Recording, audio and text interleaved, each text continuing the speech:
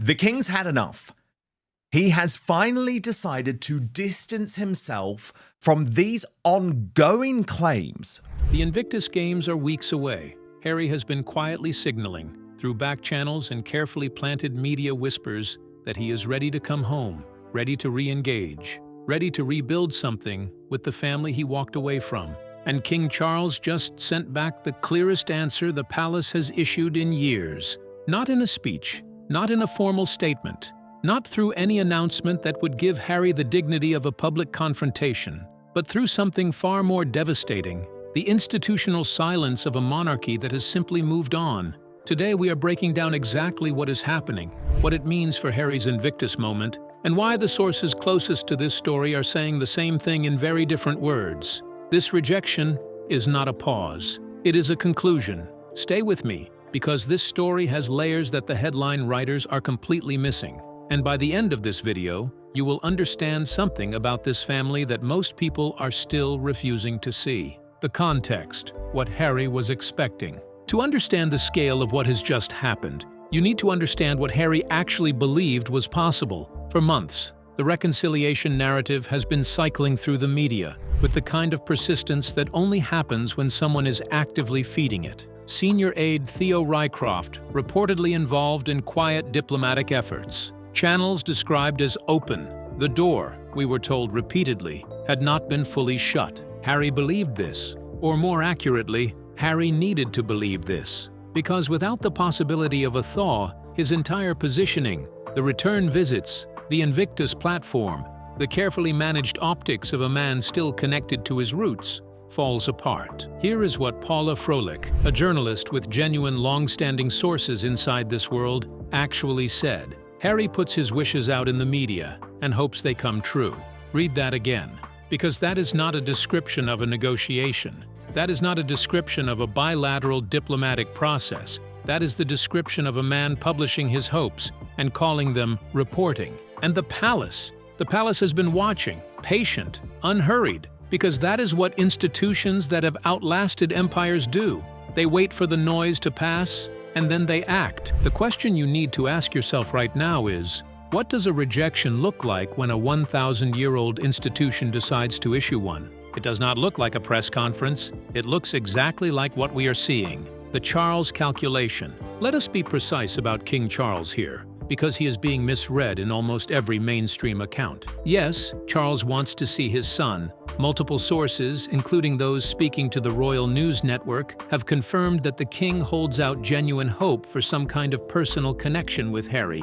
He is a father. That instinct does not simply switch off. But here is what the mainstream media narrative consistently fails to account for. Charles is also a king, and a king who is navigating a cancer diagnosis, a working monarchy that is actively restructuring around William and Catherine, and an institution whose long-term credibility depends on the perception that it cannot be manipulated or leveraged. That king operates under a completely different set of constraints than a father who simply misses his son. Sources speaking to Royal News Network have been explicit. They understand Harry is fully untrustworthy, and therefore they cannot be around him.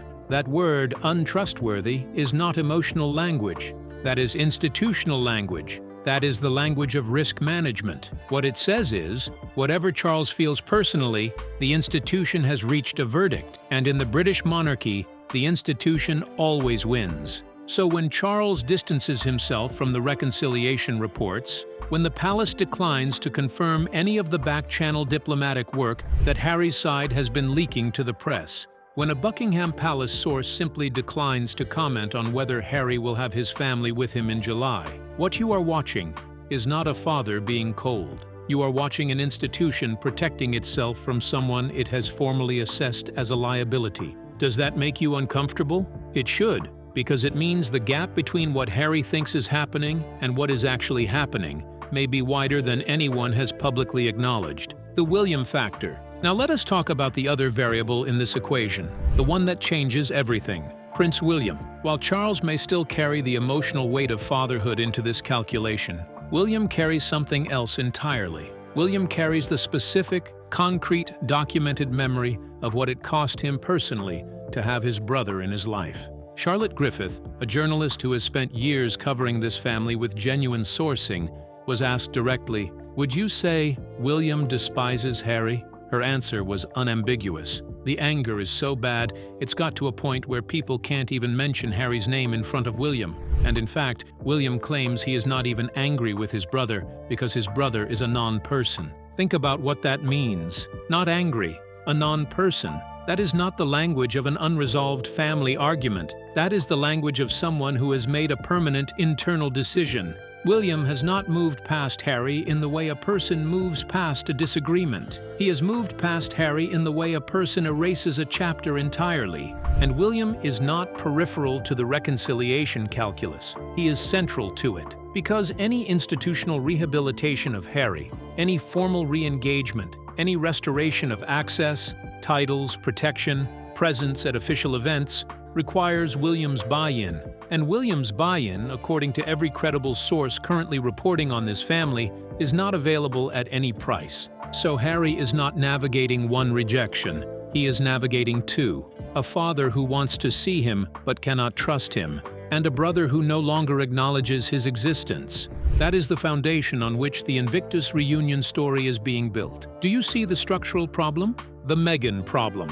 Here is the sentence that explains everything, and that almost nobody in the mainstream press wants to say plainly. No one ever wants to see Meghan again. Those are not my words. That is a direct characterization from inside the palace orbit, reported by multiple journalists whose sourcing across this story has been consistent and reliable. And it is reported not as a rumor, not as a one-off comment from a disgruntled staff member, but as a settled institutional position. Now, sit with what that means for Harry's Invictus approach, because the reports on Harry's potential return to the UK in July are not describing a solo visit by a man trying to reconnect with his father and brother on whatever terms are available. They are describing a conditional engagement, one where Meghan's presence, Meghan's terms, and Meghan's conditions about who gets access and what the engagement looks like are reportedly part of the package, which means Harry is not offering the palace a reconciliation. He is offering them a negotiation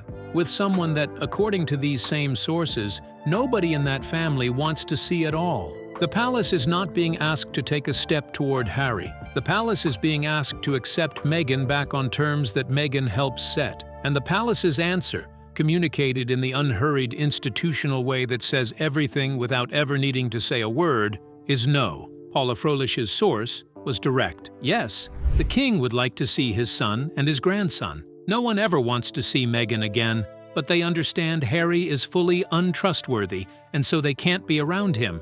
So ask yourself, if you were Harry and you understood this, genuinely understood it, what would your next move be? Because the move he appears to be making, the one being reported across multiple outlets, is to keep attaching conditions that make the thing the palace most dreads, Meghan's return to British institutional life, a prerequisite for the thing the king most wants, seeing his son and grandchildren. That is not a negotiating strategy. That is a standoff. And in a standoff between one man and a 1,000-year-old institution, the institution does not blink.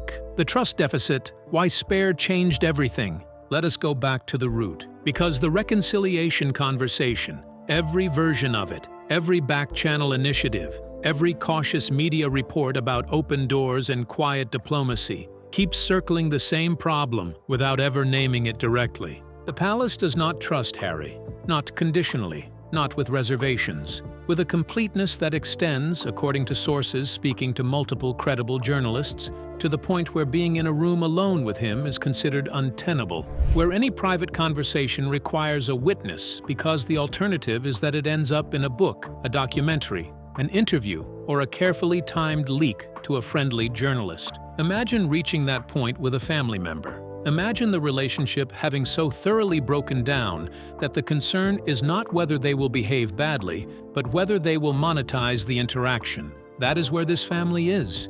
And the reason they are there has a title: Spare. Spare cannot be unwritten. The people it described, the grandmother who has since died, the grandfather who read it before he too was gone, the brother, the sister-in-law who was fighting cancer while its claims about her circulated globally, they read it. Their staff read it. The institution read it. and the institution has a very long memory. Here is the question nobody in Harry's camp seems to be asking. What does Harry offer the palace that outweighs what spare cost them?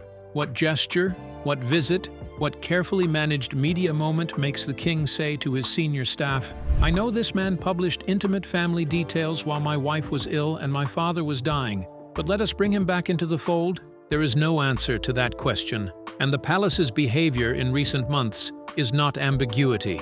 It is the answer. The children, the quietest part of the story. Now let us talk about something that the headlines tend to skim past entirely in favor of the adult drama. Because this is the dimension of the story that cuts deepest. Archie and Lilibet. They are Harry's children. They are also, by bloodline, the grandchildren of a king. Their titles exist. Their place in the line of succession is technically intact, but the reality of what their connection to this institution actually looks like is becoming something very different from what their birth certificates suggest. William's children, George, Charlotte, and Louis, are being raised inside a working monarchy. They are visible, they are present, they are being prepared in the way that the institution has always prepared its heirs for the roles they will one day fill. Their faces appear at state occasions. Their presence at Trooping the Color is unremarkable because it is expected. They belong. Harry's children are in California. Their faces are managed in curated social media content. Their access to the institution to which they are nominally connected is growing more theoretical with every passing month. No formal announcement has stripped them of anything. No declaration has been made. But the slow institutional logic of a family that has moved on does not require declarations. It requires only time. And time is doing exactly what time does. Harry reportedly understands this now in a way he perhaps did not fully absorb when the decisions were being made. Whether he understood it or not, the trajectory was set by choices, his choices, and Meghan's choices, about how those choices would be framed publicly. Their children will not have what William's children have, not because anyone formally took it from them, because the doors that would have given them that access were closed from the inside, and closed doors do not reopen simply because the person who closed them has since changed their mind about wanting back in. That is not cruelty. That is the shape that choices make when enough of them accumulate in the same direction. Invictus, the legacy under pressure. The Invictus Games were supposed to be the thing that was above all of this, and in a genuinely important sense, they are. The veterans who participate are real. The physical and psychological rehabilitation they experience is documented and valuable. The mission of the Games, the commitment to military service and recovery, is not a brand exercise. It is real work that touches real lives. But the governance questions now surrounding the Invictus Games organization cannot be waved away. Leadership departures, financial pressures, corporate sponsorship that is reportedly harder to secure than it once was. And these questions are arriving at the exact moment when Harry needs Invictus to carry the full weight of his public identity, because the Sussex brand elsewhere is under severe strain. Centibale has had its difficulties. Africa Parks carries allegations that have generated serious scrutiny. Travelist's profile has faded. And now Invictus, the centerpiece, is facing questions that its founder does not appear to be equipped to answer. Paula Froelich put it directly. He doesn't understand that actual charity takes work. He doesn't understand that in order to get donations, you have to be associated with the royal family. He wants to show up and shake a hand. And people are looking at Invictus's finances and asking questions that a handshake does not answer. This is the cruelest part of the timing, because the Invictus Games are scheduled, the veterans are preparing, the events will happen, and Harry will show up, and there will be coverage, and some of that coverage will be warm. But the institutional scaffolding around those games, the sponsorship credibility, the governance reputation, the sustained, serious support that turns a sporting event into an enduring legacy, that scaffolding is under pressure in a way that Harry seems unprepared to address. And the comparison that no one in his communications team wants made, but that makes itself every single time, is William. William's charitable portfolio is not generating governance concerns or leadership crises. Not because William is lucky, because he shows up consistently, without conditions, without a documentary crew, without the service itself being chapter material in an ongoing personal narrative about why he deserves more credit than he receives. The institutional signal, reading what isn't said. Here is how the British monarchy communicates when it wants to communicate without communicating. It says nothing. When a Buckingham Palace source declines to comment on whether Harry will bring Meghan and the children to the UK in July, that is not a refusal to engage. That is a statement. When the palace website continues to carry Harry and Meghan's names in certain places, not because anyone is making a deliberate decision to keep them there, but because no one is making a deliberate decision to remove them yet, that too is a statement. It says, "We have not formally concluded this, but we are not hurrying either." The mainstream media keeps interpreting this silence as ambiguity, as if the palace is still deciding, as if the right phone call or the right back-channel conversation could shift the outcome. But ambiguity does not produce consistent sourcing across multiple credible journalists, all pointing in the same direction. Ambiguity does not produce the level of specificity we are now seeing in reports about what the family actually says about this couple behind closed doors. We're hearing that all of this behind closed doors at Montecito is causing Meghan to spiral. The royal family do not care anymore whether they see Harry ever again. The king is reaching the end of his tether. These are not the words of an institution still weighing its options. These are the words of an institution that has decided and is waiting for the right moment, the unhurried, undramatic, institutionally appropriate moment to make that decision structural. When the palace website is quietly updated, when Harry's details quietly disappear, when no invitation arrives for the events where William's family will be present, there will be no announcement, no press release, no formal acknowledgement of what it means, and it will mean everything. What Harry is actually feeling. Let us be honest about the human dimension here, because this is not only an institutional story, it is a human one. Harry misses his father. Multiple sources confirm this, and it is entirely plausible. He misses the access, the belonging, the rootedness of being part of something larger than yourself that existed before you and will exist after you. When he watched footage of William at a football match, genuinely relaxed, genuinely present, genuinely part of a life with continuity and community, it is not a stretch to imagine what that footage cost him internally and his children. He is watching his children grow up in California, far from the institution that shaped the life he was born into.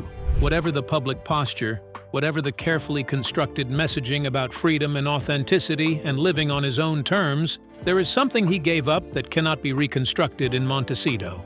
And he knows it. But here is where the sympathy runs out for a lot of people, and I want to be precise about why. Harry reportedly set conditions on his own potential attendance at UK events before he was even invited. One source described it this way: "It is like saying, I would love to come to your house, but only if you remove all the other guests, provide specific refreshments, and accept that I will be bringing someone you have specifically said you do not want to see. And by the way, you have not actually invited me yet." That is not the behavior of a man who has genuinely reckoned with what happened. That is the behavior of a man who wants the emotional outcome, the reunion, the warmth, the footage of reconciliation, without engaging with the actual structural causes of the breakdown. The palace can see this. William can see this. And the quiet, patient, institutional machinery of the crown is simply waiting. Not cruelly, not triumphantly, just waiting for Harry to understand what everyone else already has.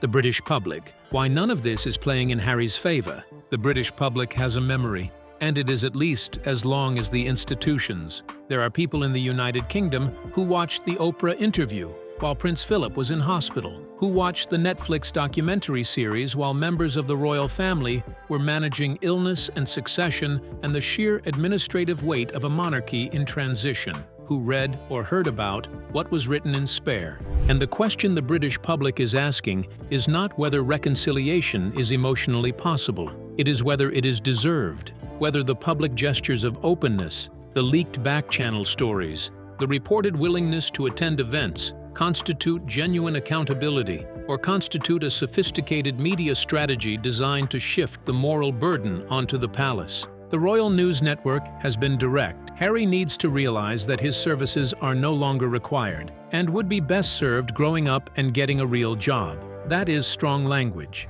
but it reflects a sentiment that polling and commentary have consistently confirmed. The British public's tolerance for the Sussex narrative has not grown with time. It has contracted, and here is the strategic miscalculation at the heart of Harry's current position. His media strategy has always been built on an American audience, one that is broadly sympathetic to narratives about escaping institutional constraint and family dysfunction. But the event that matters here, the Invictus Games, is in Britain. The institution he wants to re-engage with is British. The family he misses is British. And the British public, which will set the atmosphere for every photo opportunity and media moment in July, is operating on a completely different emotional logic than the one Harry has been cultivating for the past 4 years. That gap does not close with a well-placed interview or a carefully managed arrival at an airport. It closes with time, accountability, and something that looks less like a strategy and more like genuine humility. And the clock on whether Harry has enough of either remaining is running. The palace's next move, what to watch for. So where does this go? The palace's next move will not be dramatic. That is the first thing to understand. It will be quiet, incremental, and will be understood by everyone who matters without any explanation being required. Watch the official communications. Watch whether Harry and Meghan's profiles on royal websites are quietly updated or removed. Watch whether any invitation, even an informal or indirect one, reaches Harry before July. Watch whether the protection review for his family, currently under consideration by the Home Office, produces a result that functionally prevents Meghan and the children from accompanying him to Britain. That last one is important, because if protection is denied or significantly limited, the condition Harry has attached to his own presence, Meghan and the children coming with him, becomes structurally impossible to meet, and the palace will not have said a word. Watch William's public schedule during July. Watch whether there is any overlap with Harry's planned appearances, any moment that could be photographed as a reunion, and watch whether that overlap is conspicuously, architecturally absent. Watch Charles. Watch whether he makes any public gesture toward Harry that could be interpreted as warmth or invitation. My prediction, based on everything the sourcing in this story currently supports, is that Charles will do nothing that could be read as an opening. Not because he does not love his son, but because he is a king first, and the institution has rendered its verdict. And watch Invictus. Watch the sponsorship announcements, or the absence of them. Watch whether the governance questions that are now circulating in serious outlets generate any sustained coverage. Watch whether the games themselves produce the legacy moment Harry needs, or whether they become another chapter in a story about potential that was never quite fully realized. The bigger picture, what this tells us about the monarchy. Step back from the personalities for a moment and look at what this story actually reveals about how the British monarchy functions. The institution has survived because it evolves slowly and defends itself quietly. It does not engage in public battles with its critics. It does not answer challenges with counter-challenges. It waits, adjusts,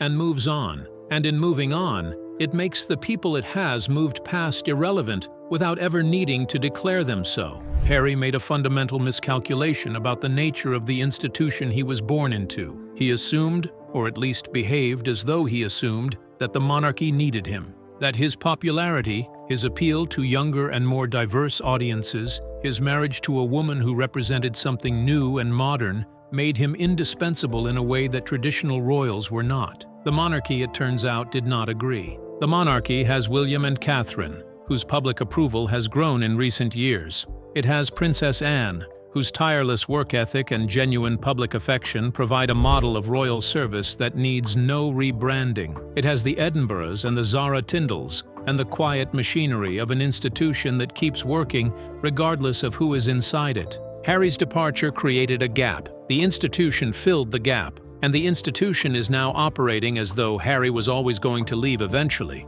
because, looking at the evidence, perhaps he was. What Harry does not seem to have fully accepted yet is that leaving was permanent, that you cannot blow up a bridge and then stand on the rubble and negotiate for permission to cross. The irony of Invictus. Here is the deepest irony in this entire story. The Invictus Games were created by Harry as an expression of exactly the quality the palace now says he most lacks: selfless service. The games are built on the principle that the work matters more than the person doing it, that the veterans in those arenas, the people overcoming injury and trauma and loss, are the story, not their patron. But Harry's public journey since leaving the royal family has been the inverse of everything Invictus is supposed to stand for. It has been intensely personal, intensely narrative, intensely about him, and about Meghan, and about their story and their grievances and their truth. The veterans who give everything to those games deserve a patron whose own life story does not overshadow the mission of the institution. And right now, in the weeks before Invictus, the story is not about the games. It is about whether Harry can get a meeting with his father, whether Meghan will be allowed police protection, whether William will be photographed anywhere near his brother, and whether the finances of the Invictus organization can withstand the scrutiny they are now receiving. That is not the story the veterans deserve, and somewhere, perhaps, Harry knows that too. The chapter that is closing. Here is where we land. Harry wanted freedom. He got it. Meghan wanted Hollywood. She is navigating it. The children are growing up in California. The Sussex brand is in its most difficult period. The institutions that might have sustained Harry's public identity, Centibal, Africa Parks, Invictus itself, are each carrying their own accumulating weight of scrutiny. And in Windsor, in Kensington, in the places where the working family gathers without fanfare and simply gets on with it, the world is moving, not against Harry, not in triumphant opposition, just forward, the way it always does, the way it was always going to. King Charles has not issued a public rejection of his son. He has done something more conclusive. He has allowed the institution to simply proceed, without Harry, without drama, without the reconciliation story that Harry's side has been carefully cultivating in the press. And William? William has moved past it in the way that only complete emotional finality makes possible.